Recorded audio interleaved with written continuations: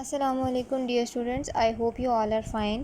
ہم لوگوں نے اپنا چیپٹر نمبر 3 ختم کر لیا، جس میں جہاں تک ہم نے پڑھا کہ جب جو ہے پرنس ایڈورڈ کا جو باپ ہے کنگ ہنری، اس کی ملاقات ٹام سے پہلی دفعہ ہوتی ہے پیلس میں، جب ٹام جو ہے پرنس کی ڈسگائز میں ہوتا ہے، اس کے کپڑوں میں، اور وہ کس طرح بتانے کی کوشش کرتا ہے کہ وہ پرنس نہیں ہے، لیکن کوئی بھی اس کی بات نہیں مانتا اور الٹا سب سمجھتے ہیں کہ شاید جو ان کا پرنس ہے وہ پاگل ہو گیا ہے۔ آج ہم اپنا نیا چیپٹر سٹارٹ کریں گے، is the prince mad, chapter number 4، page number 16۔ جلد ہی میں مر جاؤں گا، سون آئی شل ڈائی۔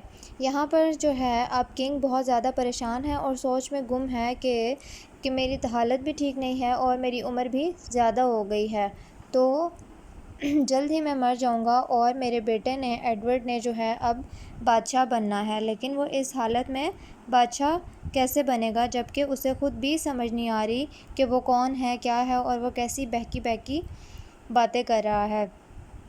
پھر وہ سوچتا ہے کہ میرے مرنے کے بعد اگر تو پرنس اسی حالت میں بادشاہ بنا تو پھر اس کے جو کنٹری ہے اس کی کیا صورتحال ہوگی۔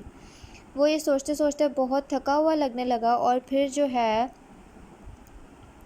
اس نے لارڈ ہرٹفورڈ کو چلا کر بلایا۔ لارڈ ہرٹفورڈ جو ہیں وہ آگے آئے اور وہ جو ہیں وہ پرنس کے انکل تھے، چاچا لگتے تھے رشتے میں، لیکن ٹام کو یہ بات بالکل بھی پتہ نہیں تھی، تو اس لیے اس نے کوئی بھی رسپانس نہیں دیا۔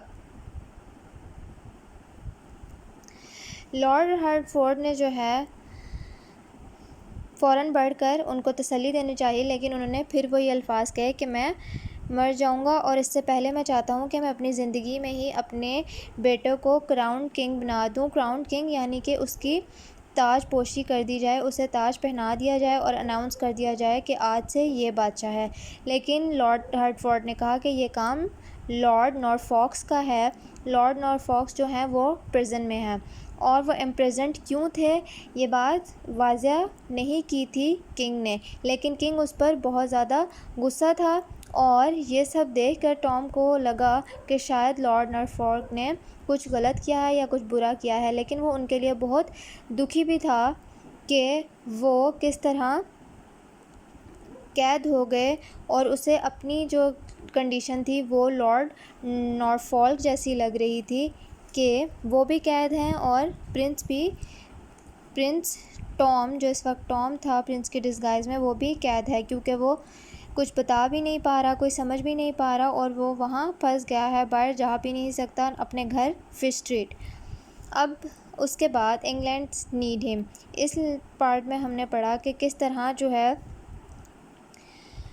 لارڈ سینٹ جان جو ہیں، جو کہ ہرٹفورڈ کے فرینڈ تھے، وہ آپس میں پرنس کی جو کنڈیشن ہے وہ ڈسکس کر رہے ہوتے ہیں۔ انہیں لگتا ہے کہ شاید جو پرنس کی یہ کنڈیشن ہے وہ اس وجہ سے ہے کیونکہ اس پرنس پر بہت زیادہ اسٹڈیز کا بوجھ تھا، لیکن جو سینٹ جان ہیں انہیں لگ رہا تھا کہ ہو سکتا ہے کہ وہ لڑکا جو ہے سچ بول رہا ہو اور وہ واقعی میں ایک غریب گھرانے کا بچہ ہو اور وہ ادھر آ گیا ہو کسی طرح۔ تو سینٹ جان اسی صورتحال کو بھی سوچ رہے تھے، لیکن باقی سب اس کی طرف بالکل توجہ نہیں دے رہے تھے۔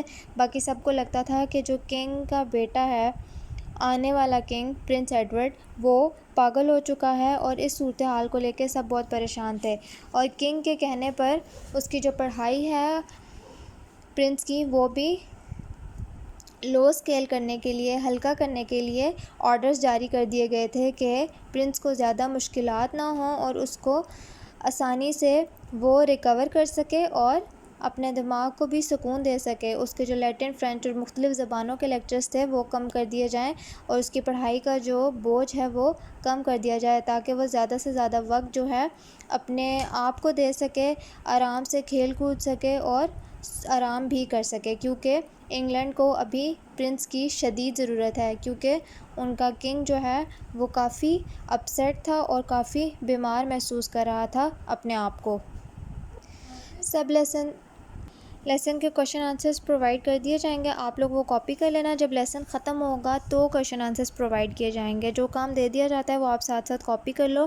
جو ڈکٹیشنز، ایم سی کیوز اور پیراگرافس کی ڈکٹیشن ہوگی وہ ان سین ہوگی. پوری بک میں سے جتنے چیپٹرز ہم پڑھیں گے، جتنے سلیبس میں آئیں گے پیپر میں، وہ کہیں سے بھی آ سکتی ہے. آپ کو الگ سے فل ان دا بلینکس اور ایم سی کیوز نہیں کرائے جائیں گے، وہ آپ کے ان سین ہوں گے. ڈکٹیشنز بھی، فل ان دا بلینکس اور ایم سی کیوز بھی. کوشچن آنسرز، میک سینٹنسز اور سینونیمز پرووائڈ کر دیے جاتے ہیں، آپ لوگ انہیں کاپی کر لیں. اور ریڈنگ کا بھی ایک پورشن جو ہے وہ الاٹ کیا جائے گا پیپر کی مارکنگ میں. Kindly reread your lesson. اور باقی کا جو چیپٹر کا پارٹ ہے وہ ہم نیکسٹ لیکچر میں کور کریں گے. Complete your notebooks. Meet you in the next meeting. Take care of yourselves. اللہ حافظ.